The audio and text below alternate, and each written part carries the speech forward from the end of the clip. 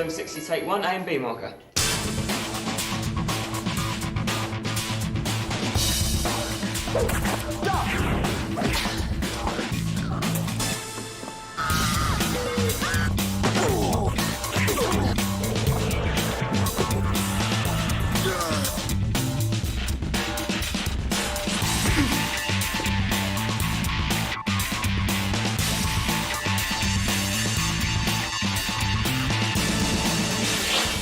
Hi.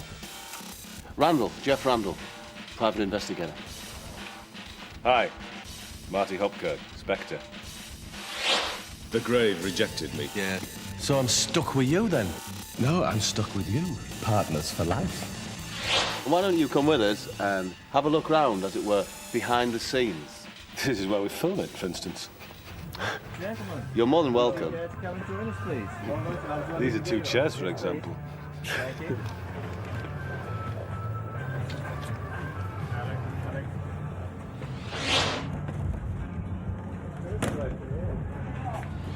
I played Jeff Randall. He's a kind of super sleuth. By that I mean he's one of the best, like a super sleuth. Yeah. I spilt some coffee. It was very sweet coffee because I take 6 sugars. And Mr. Hickson, the producer and writer, subsequently sat on the chair. Were you there, Jim? He subsequently sat on the chair that I'd spilled the coffee on. And of course now his ass, his bottom, is completely covered in sweet coffee because of course he doesn't have a standby outfit as I do. So it's been a very funny break. But back to work now. No, there he is. You can ask him there. He's probably stuck to the chair. What? I am stuck to the chair because I sat in whatever you spilled. Oh, you see. Very, very funny. Show them, come on. No. Unbelievable. What a morning. And I'm Marty Hopkirk, who was once alive and is now a Spectre ghost. Main Banshee. That's right. Doesn't wail too much. And you must say that closely together. He's not a spectre and not a ghost. He's a spectre ghost. Right? Get it? Spectre ghost. This is what I can do my Stanley Kubrick, like in that documentary on the making of The Shining, where the lead actors walk up and the director's waiting for me the other day and he says, "Let me talk you through it," and then you follow me like I really know what I'm doing. Okay. Yeah, and then I know. Very good. I crack you up. Very good. He's only young. Very well. There was a few nice people rang me up and asked me what I thought, and I said, "What about?" And they said, "Well, they're doing a remake of Randall Hopkirk." And I started to think, God, who could they cast? And I like the 2 lads. I watched them. I like George, who was it? George Stores of the Scores. And woo, the Dove from Above. They make me laugh. They're good pros, they're good professional people. And I wish them well. I hope it's going to work. Burn him! Marty! So, haven't you got one there? So sorry.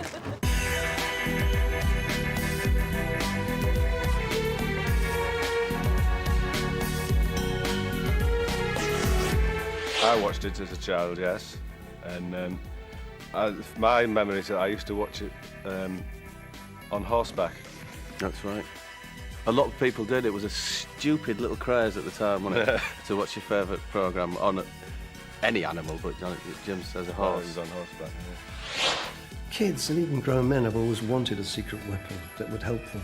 And I think that was part of its appeal, that there's this goody-goody guy with a bit of wickedness and stuff in him who would help you. I've got to get past that dog. Now listen, Rex. Now come on, Rex. You're very tired, Rex. Very tired. I remember the original series, yeah. Kenneth Cope was forever appearing in cross-legged on desks like that going. And then... yeah, we've written an episode, Charlie and I, together. I assumed that if he has the ability to move objects by blowing from his mouth, that I deduced that he might have an ability to move objects by expelling air from his anus. Farting. Now, if I've farted and blown all the papers off, how do I know I've blown the papers off? So shouldn't I turn and look? And Yeah. so it's going to... So look, and then did you see that? Did you see that? Yes. Well, no. I understand you're making a speech at the Paranoia conference. I'm scared that certain people might try to stop me. Yes, I can understand that. It's farce with farts. This, when it came out first, was a unique show, and I think it'll be, if it's possible, if it makes any sense, it'll be unique again. In the same way. That can't be right, can it? I think you know what I mean. Right, I'm taking off my shoes, and you can see me now putting on the white suit, which is hanging there. I generally put the left stocking on first. Oh, the series, the original series, yes, very funny, the two chaps. Extremely funny. Wonderful series it was. Terribly funny. They're remaking it, apparently. White suit, who knows what that signifies at some deep level of our unconscious? I don't know what the white suit means. As you put it on, do you slowly get into character? No. Slowly think about what's in the fridge at the moment. We've taken the rough outline of the original episode 1 where Jeff and Marty are working on a case during the course of which Marty dies. Did you say the handkerchief-style pattern? It is actually made from handkerchief material. Ideal for Bob, who enjoys blowing his nose in his shirt. That's pretty well what we've taken from the original. The kind of the specifics of the plot are all my own and probably make no sense at all, but it should entertain small children. I'll let you into a secret. I rarely wear underwear. Except on special occasions, garden parties and the like, so I'll just disappear from them. Ah. Still underwear free. Do you wear underwear? Yeah. Most people do, don't they? I find them decadent to the point of heresy. Watch. Do you want to say something? Watch. Look, I'm handling it, touching. I don't care. That's what I'm like. And I walk on grass as well.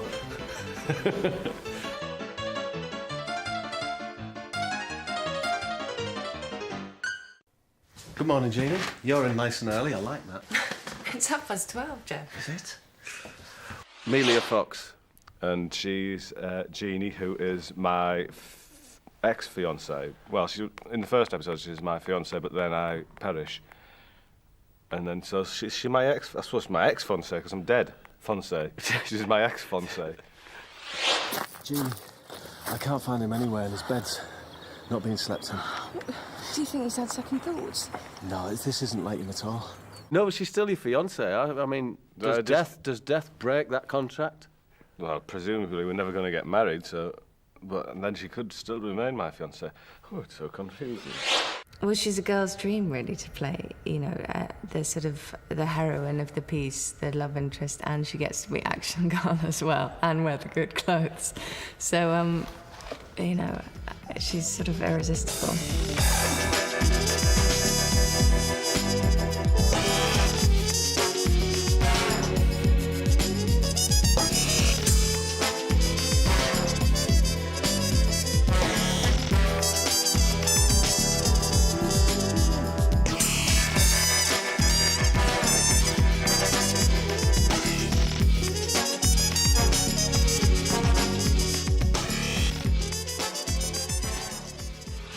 I assist Jeff and Jeannie. Jeff knows that I'm assisting him. Jeannie doesn't. And all manner of confusions ensue. Do you want to talk about it? Hey, what about that then, eh? Pretty nifty. Not now, please. Okay, I'm sorry. No, Jeannie. Charlie's made her the one who sort of sorts out these hopeless detectives and comes in and saves them with a bit of action at the end. And she punches furiously. Jeannie, don't make this difficult. I don't want to have to hurt you. She actually does destroy quite a number of men. Marshall Can, I call it. But she's a fantastically high kick. This behind us is a blue screen, which means that you can transpose previously recorded and filmed pictures onto this blue. You can also do it on green, but people favour blue. It used to be called chroma key, and it's now simply known really as blue screen. And what we could do to demonstrate that is to remain sat here as we are now, and for you and your experts and your team of boffins to put a picture on behind us. For instance, an aircraft. Hello, come with us. It's a tour that we have been offering to visitors to the set of our... Oh, there's a bit of dog dirt. Winnebago. We harden this stuff and send it to... where do we send it? Anyway, we get a good price for it. So why have you got this? What's the purpose of it? It's a status thing, you see. The small way, it's the biggest one. They're small ones. Just have a look in here. This one here, for instance. These are minor actors in here, as you can see. I think this is probably Hugh Laurie's, you know. Ah, yes, it is. That's Hugh's little baby hairbrush that he always has with him. It must be Hugh's. And then... we always keep some petrol and a sturdy stick outside your Winnie, right? Just in case something comes from the woods. Over there.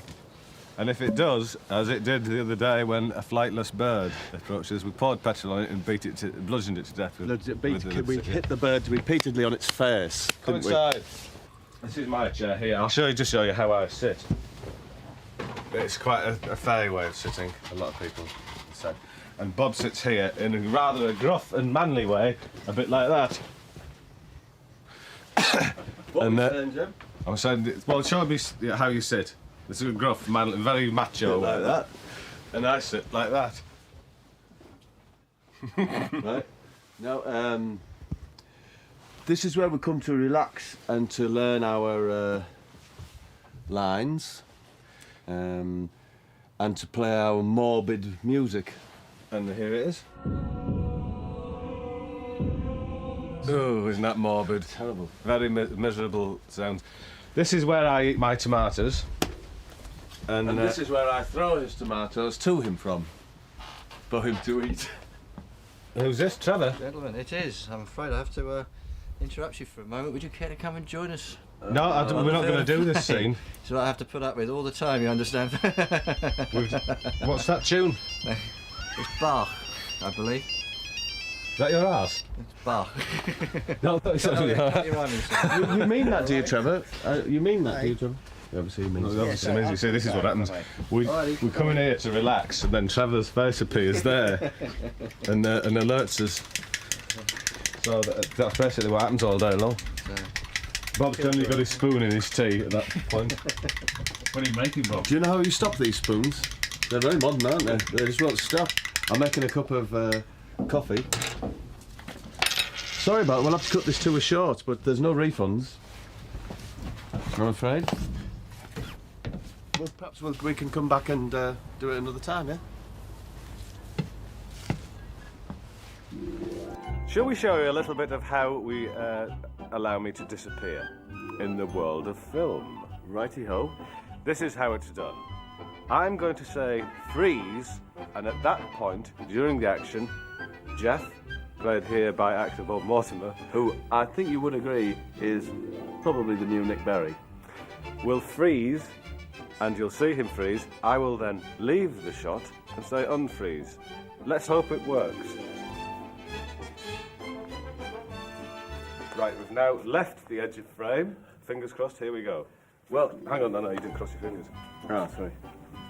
Right. Fingers crossed, away we go. Look, we'd better hurry up and get to the... Freeze!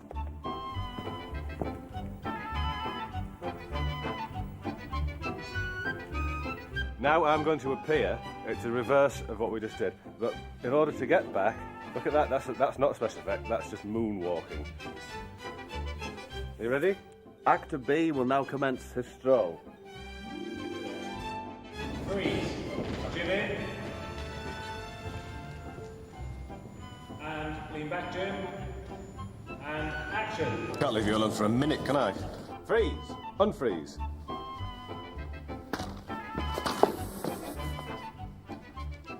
Actor A tripped over a hoover. I couldn't leave my old partner there to die, could I? Anyway, this way I can keep an eye on Jeannie. The sexual tension between the three of them is a kind of running theme in the series, and it becomes clear that Jeff has always carried a torch for Jeannie. Yes, Jeff fancies Jeannie. But I can't. It's very difficult for me to take it anywhere because at any point I could appear and raise an eyebrow. Oh, come on, Jeannie, give us a kiss. Oh, now look what you've done. Tom Baker. My name is Tom Baker, and I play Wyvern, a benevolent ghost, a sort of tutor to the dead at the level of limbo in Randall and Hopkirk Deceased.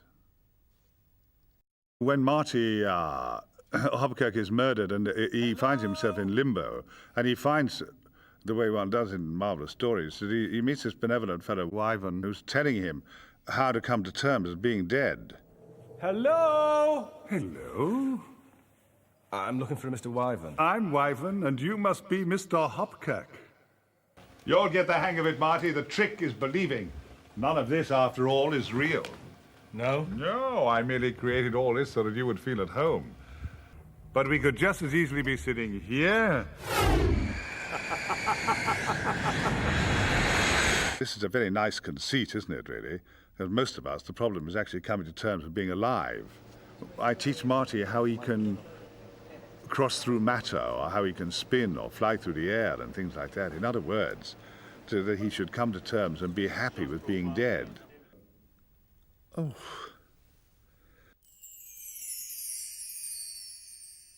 I would say that Randall and Hopkirk are equally as clever as each other, which isn't so necessarily saying that they're that clever. But they struggle through. You know, they're not great detectives. Hurry up, Jeff, do something!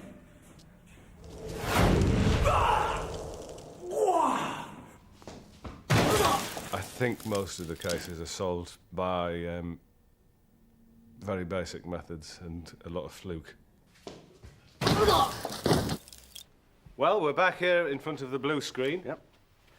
It's a kind of Yves Klein blue, beautiful blue. And It's felt, and I'm feeling it now. So once again, it's being felt. But what happens when we put those pictures on the back, on that blue screen? For instance, what would it be like to fly? Shall we try? Off you go. You have to fly as well. Oh, shit. With our legs. Well, that's flying. What would it be like to score a goal at Wembley? Hey! Do you believe in ghosts? I personally, I don't know. No. What have I seen? I think Jim does. He claims to have seen quite a few, I think. Yes, quite right. I've seen one, I've heard three, and I've felt the presence of an extra one. So, yes, but Bob's seen them as well. Bob, don't run off. How dare you? How very, very rude. He's seen, what have you seen, monks? I've seen a monk, yeah. But it might a friar. A cackling monk. Just looking at me in the corner of the room like that. And then I went... And it wasn't there anymore, but... Is that what made him only leave? 40% sure it was a friar. Well, yes, I think I've seen one or two. Only you couldn't see through them. Oh, really? In the old theatre at York. The spectral vision I saw was in the shape of a 3-foot boiled egg. And we were all on the first night getting dressed, 3 of us in the dressing room, and the door opened and... It moved through a door into an alleyway and then disappeared, as eggs do. A girl looked in a sort of blue and white wimple thing. I've seen a plank jump off a table. And when she'd gone, we said, who the hell was that? I've heard footsteps of mysterious shrouded figures. And it wasn't anybody in the cast. And the bit we were in was an old convent. But I mean, we all three saw her, and she was quite solid. And it didn't feel cold or anything, but it must have been a ghost. Quite extraordinary. Whilst we were filming, Roger, with the director, Mike Malone, we were sat next to the river, is it the Old Man Thames? Yeah. And there was a single solo canoeist on the river and a monster. So all we can describe it as came up and took him canoeing down, right? And then spewed out the canoe. Canoe came back up, didn't we? We told the reception to phone the police, right? And of course, because we said it was, they said, how did it happen? We said it was a monster. They presumed we were drunk and didn't do a thing. And then someone else in the bow seat, we went down and looked for it. We found the canoe, and to this day, this man's dead. Monster's got him, but because there's a monster involved, it was never investigated. It was like a kind of eel sort of thing, but with wings. So Green. It was green. Its head. It just went down. Canoe spewed up on the other bank. But of course, you know, if we'd gone up and said, like, there's been an accident, they'd have done something. Because we said that we saw the truth and said a monster has just sucked a man under, we were just told to go back and drink. But canoe came. I just jumped up and sucked him off.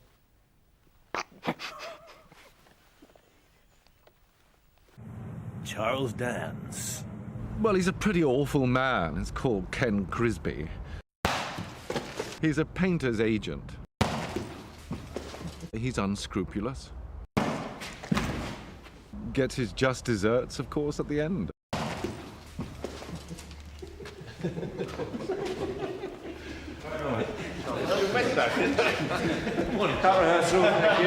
What's it like working with Charles Dance then?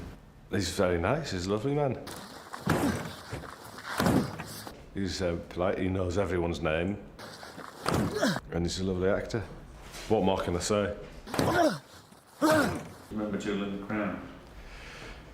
I didn't see it, but I've not let him know that yet. It's great having Charles Dance. It's great, you know, you're right to put part to have someone like Charles Dance doing it, but unfortunately he has been asking if he can change most of his lines. No, I mean, I quite like the fact that you're still very cool and in control. And the sad thing is that his suggestions have always been better than my original ones, so I would like to say it's great to hear Charles Dance doing my lines, but he hasn't done any of them yet. Excuse me. Shall we fall?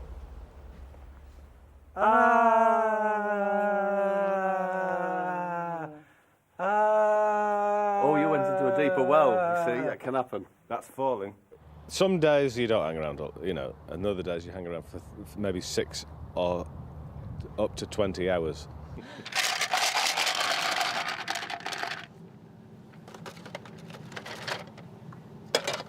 Let's play Boggle.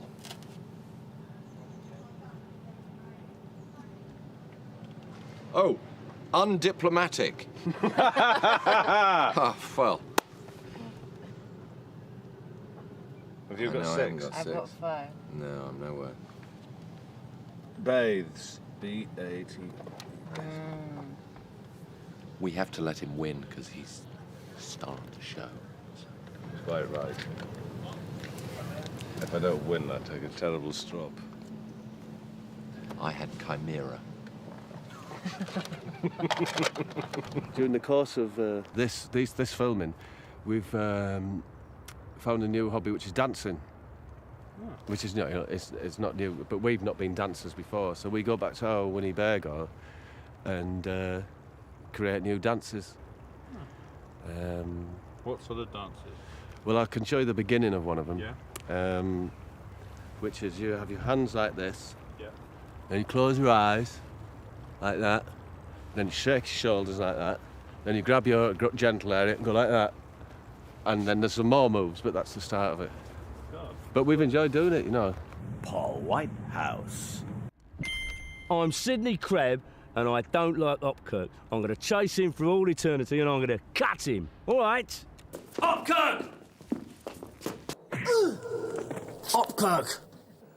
I prowl around Purgatory, trying to track Hopkirk down, and I terrorise him for a while, with hilarious consequences.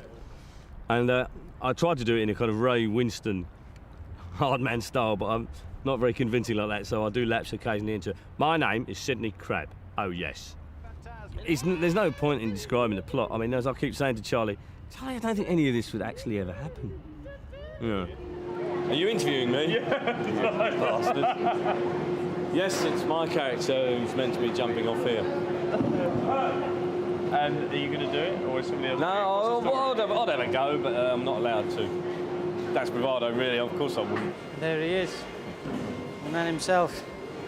Where are you going from, Ron? We are going from third one up there. We did a pick-up with him, the actor there, and then we're going to shoot me first, though, so he'll have to emulate exactly what I do. And I think because he's sideways on, I was going to try and do a cat twist on the way down, but we're going to try and put a camera down there in the middle, between the airbag and the side, so that we can actually make it look like about 90 feet. Actually, low would probably be better for camera, I would have thought. Oh, if it's better for camera, we'll do it low then, shall we? All right. Don't go all Hollywood on me, darling. Never mind what's better from you. Don't go all Hollywood on me. Action!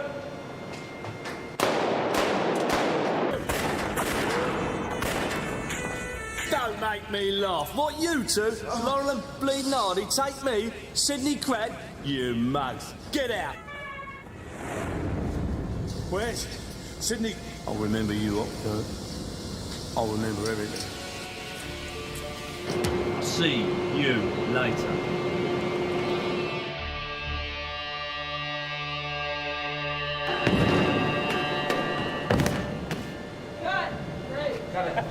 Camera's reloading. Right, we're going to be terrified now by a monster. On the stroll.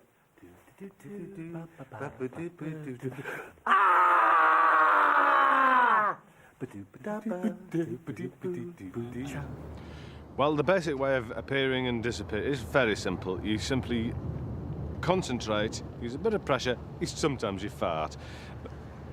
Let me show you. There.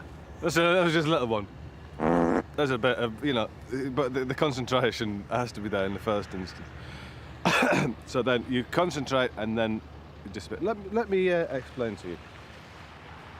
Forgive me if I do drop my guts doing it, but I promise you I'll attempt not to.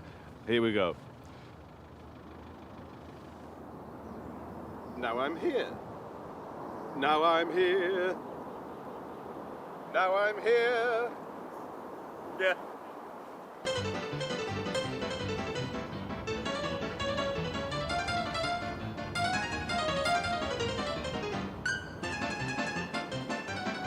That's good, Jim. Over here. And that's it. It's as simple as that. And not one fart.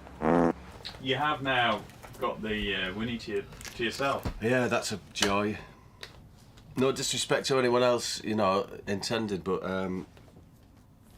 it's great when I'm not on for another few hours, so I can put my CDs on, take my pants off, pull my undies up very tight, and have a bit of a dance, because I'm working on a sixth, that difficult seventh move. I don't know if you remember me talking about the dance. They always say, and Yuriev used to say, it's the seventh move. And it is, it's a bugger. It really is. Tried everything, and I won't stop till I've got it. Hugh Laurie. Blimey, traffic. Yes, my name is Hugh Laurie, and I am playing a character called Dr. Lawyer. Very splendid name, and probably the best joke I have. I enjoy it very much. Doc! Jeannie says to him, Dr. Lawyer, is this any way to run a therapeutic centre? To which he replies, maybe not, but it's the only way I know. Sorry, I'm so sorry. I'm sorry. Yes?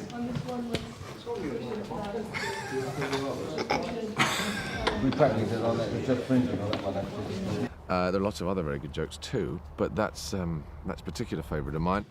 Doc! For God's sake, Dr. Laurie, is this any way to run a therapeutic clinic? It's the only way I... You are saying Dr. Laurie. You are. Dr. Lawyer is a victim of circumstance, trapped by his own needs, in a prism of misunderstanding. I could kill you. You said lawyer then. I can't say the line now. Someone else will have to say it. Well, I think I'm going to have to go back and do some acting now, so if you'll excuse me, I'm just going to have to... This is Simon Day, the fast show comic. That's Charlie. I told you, when we saw Charlie getting made up earlier on, his direction, he likes to look his best when he's giving his instructions. And he's got his own chair with his name written on the back in biro. First villager. Was going to be a voiceover, but I thought, no, I'll give myself a small part. The plan is for me to do one very small part in each episode, heavily disguised. It wasn't my idea before you accused me of megalomania. I'm usually there to slap him down, you know, and to undermine him in front of people. But, you know, that ego, unchecked, as well, you've just, you know, it's rampant. He's producing it, he's written it, he's directing an episode, he's in quite a few episodes. And that's basically because I'm not here to stop him. He's just pretending, which is what Charlie always does. You see, Charlie's neither funny nor talented, but he's very good at pretending that he's all of those things. I'm directing this one as well, and I've very foolishly decided to do this whole scene on one shot. So it could be a very long afternoon. Charlie, we're running out of coconuts. Can you see someone else? But it takes a very long time to film like that because each individual shot has to be specially lit. This is his first directing job, and you'd never be able to tell. Some of your other walks are still looking a bit like it's a man who's being told to go from one place to another, rather than a man acting. When they go and find him and kill him, you look after us. Right. Okay. And you go off with a bit of a purpose. You're looking for. Personally, I thought I thought mine was better, but I'll try that one. I mean, watch us go. Be aware of the camera on that scene. Don't play it all to Tim. We get in the back of your head on that. Well, so, you know, we've been rehearsing all day. It's now about 2:30 and we're about ready to film one. He went. Charlie went to me. You know, the moment the man was just walking up and down. Right like this. I'll be under the table then. Sound like you're a nuts powder. So I better get back to work. This is Bob. He'll tell you. Hi, I can take over there. I'm actually directing this episode, of course, but it's a nice little fantasy for Charlie, who more and more is looking like what might be called a big public school puff. Thank you. He's has quite dark moods when he's on the rag. On the pop, you know. He smokes too much.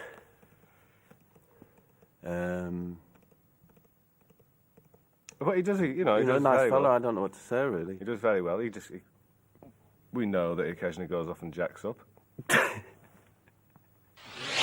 So we know that this is apple juice. And English apple there. This, I believe, is cranberry. Just have a smell of that. Yeah, I think you'll agree that's cranberry. But what's this? Now then, this is champagne, and it's in fact ginger beer with a little bit of lemonade. Or water, sparkling water. I don't know. And there you have it. This is plastic. It's completely undrinkable. The guy with the hat. I don't know his name. He's the Steadicam operator. He seems very professional. I think he could snap and sex offend. That's the only problem. Peter there, the smaller chap, is the cameraman. Who's been the cameraman throughout. But he's usurped today by the Steadicam man. Although I think he still is senior to Steadicam, so you know what I mean? Bear that in mind. Who else? Maddie with the envelope. She looks after any trip to the post office that's needed. Ken there is the first assistant director. He basically organises us all, make sure everything happens and people keep quiet, and I don't smoke. And he's talking to his girlfriend, who is the third assistant director, Janine. So a little bit of love there and romance on the set. It's nice. Right, give us some money. And now let Vic entertain you, as he has entertained so many people at such great length after so many bottles of wine in some bar somewhere with some of his fantastic magic tricks. Right, 5B, right? Yep. There's the 5B. No, oh, where's it gone there? You don't know where it's gone, but it's here. Have you got more? Yeah, I've got loads, Hugh. You haven't seen any of these ever. No. You'll see, ladies and gentlemen, how close I am.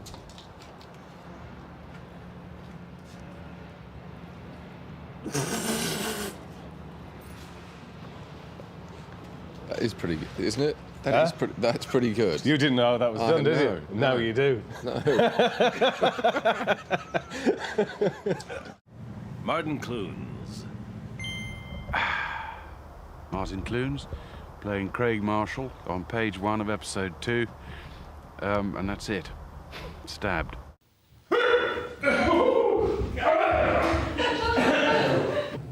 Here's to us.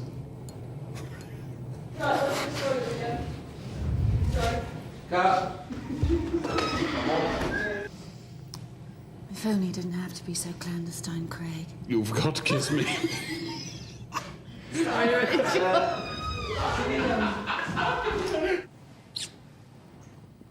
God, you make me horny, you little tiger.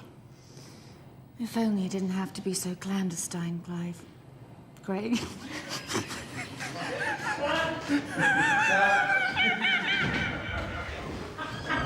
Come on, darling. My elephant gun's loaded and it's ready to go off. Well, I don't see what's wrong with that. Sorry, I've lost my erection. Okay, cut.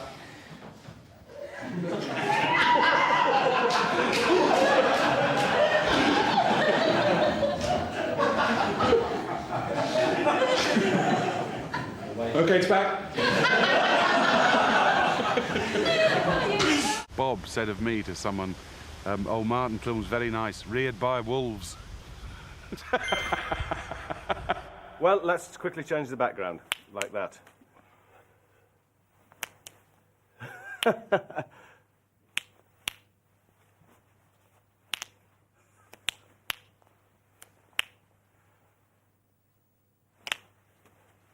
Well, to cut a long story short, it's Jeff tied to a bed,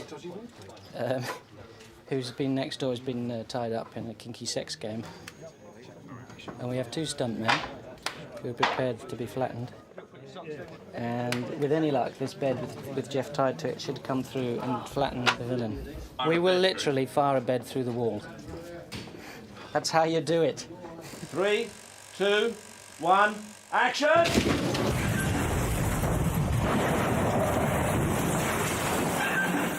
Cut cameras. Done. Yep.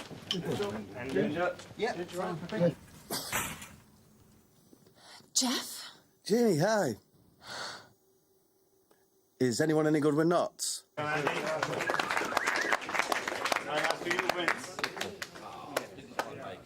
must not drink that beer.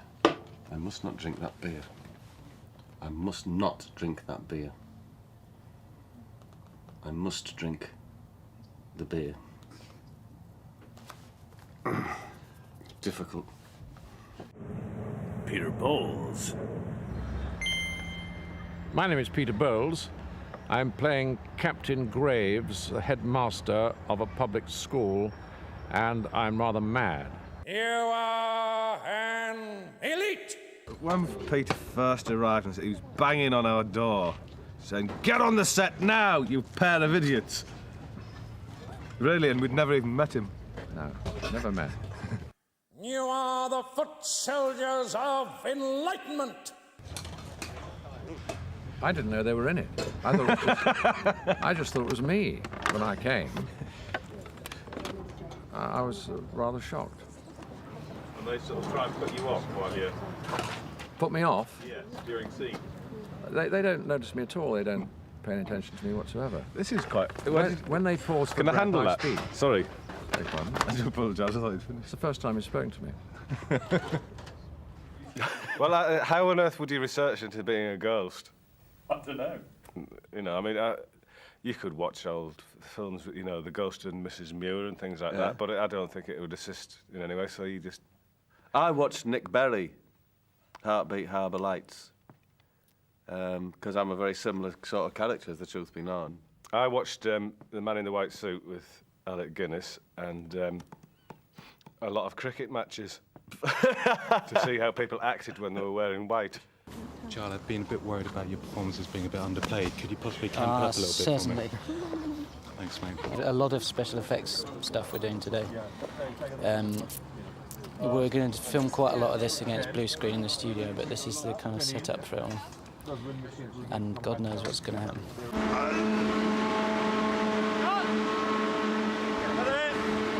This monument is going to spin round and drill itself into hell.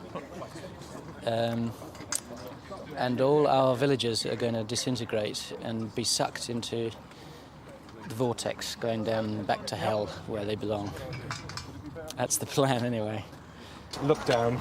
You've got a pitchfork stuck through your stomach. At that point, Gareth, if you can start vibrating for me, what I then do is cut every frame so that I take the frame when you're at the top of your jump, stick them all together so it looks like you're actually vibrating. And then when I've got you against the blue screen, I can explode your into ectoplasm, which flies past the camera.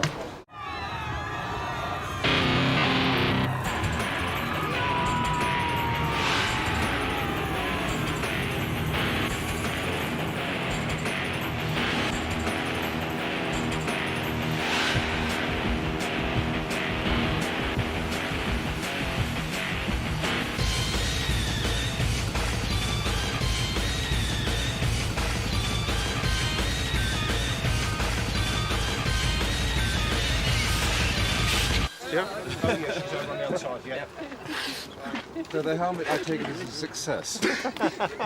Tell you what, Richard, that was fucking scary.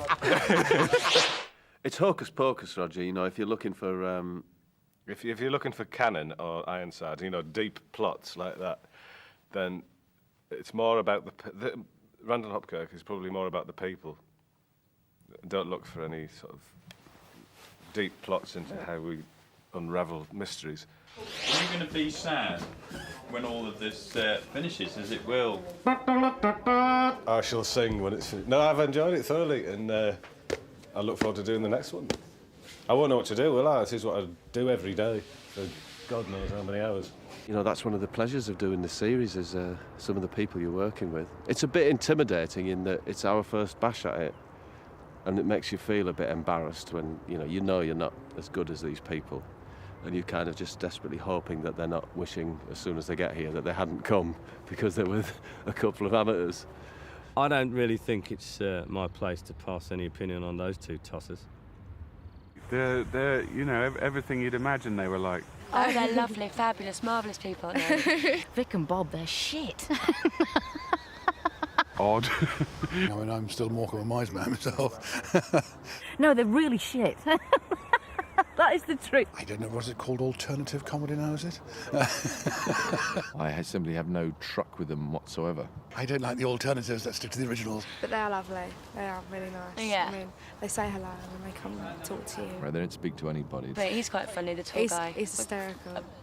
They're nice as well because they're not stuck up. They're wheeled out of their enormous caravan 10 to 15 seconds before they have to appear on camera. Everyone I know loves them to pieces.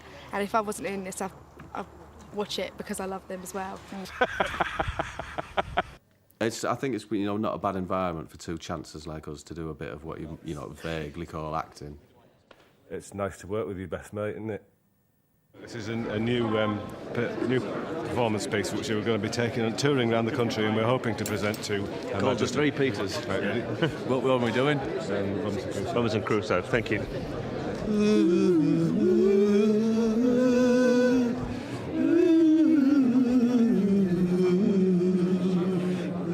I've quit the band.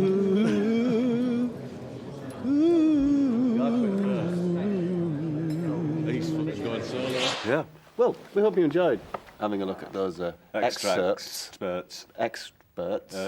from Randall and Hopkirk, Deceased. TV series. Yeah, 1999. Why not come with us backstage? You've just done that, haven't you? Can we go again? Marty Hopkirk, deceased. Let's take a look. We didn't do that very well, did we?